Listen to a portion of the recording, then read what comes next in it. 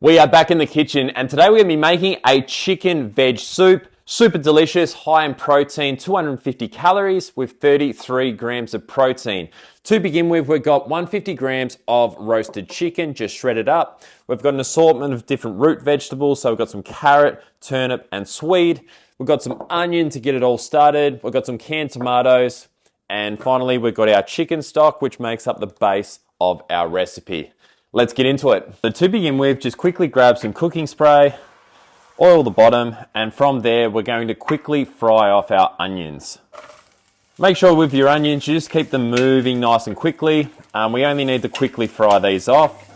I will add a little bit of seasoning as we go along, but pretty much after that, we just chuck everything in and then just let it simmer away. To begin with, normally add some pepper, the ginger, and a little bit of garlic. Once the onions cook through, we're going to add in our chicken stock, chuck in your canned tomatoes, add your vegetables, and chuck in your chicken.